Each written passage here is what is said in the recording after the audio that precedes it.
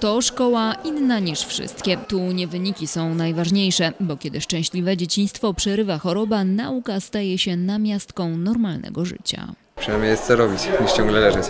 Czego się najbardziej lubię uczyć? Plastyki, bo zawsze jest coś ciekawego, a nie tylko wałkowanie jednego i drugiego. Szkoły działają na oddziałach dziecięcych w całym kraju.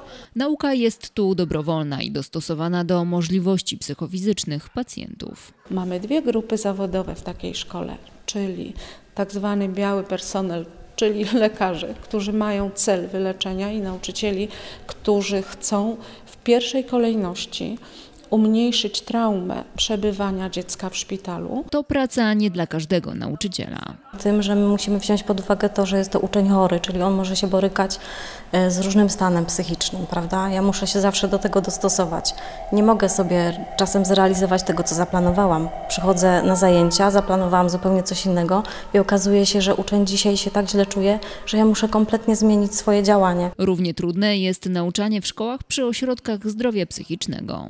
Dziecko przychodzi generalnie niechętne. Czasem spędza bardzo dużo czasu przed drzwiami szkoły, jeżeli dziecko z fobią szkolną, przed drzwiami, w których mamy zajęcia i upływa dużo czasu, żeby dziecko zaprosić na zajęcia do klasy. Potem jest krok po kroku, gdzie my musimy pozwolić temu dziecku zdobyć sukces. Mały, żeby to dziecko poczuło się ważne. W takich szkołach wymaga się najwięcej od nauczyciela, dlatego ogromną rolę przykłada się do wymiany doświadczeń. Samo stowarzyszenie wspiera nauczycieli szkół przyszpitalnych poprzez organizowanie kongresów co 2 lata, na których nauczyciele mogą wymieniać się doświadczeniami, uczestniczyć w wykładach, warsztatach, ale też rozmawiać na temat szkół przyszpitalnych i swojej pracy w kuluarach kongresu. O tym, jak wielką rolę w leczeniu odgrywa szpitalna szkoła, mówią sami rodzice, bo choć początki bywają trudne, to z czasem nauka pozwala na chwilę zapomnieć o chorobie.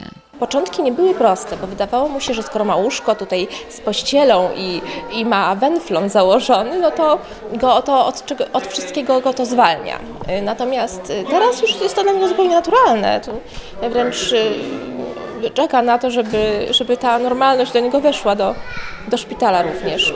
I to, co najważniejsze, szpitalna szkoła to forma terapii nie tylko dla dziecka, ale i jego rodziców, bo kontynuacja nauki to dla nich nadzieja na powrót do normalności.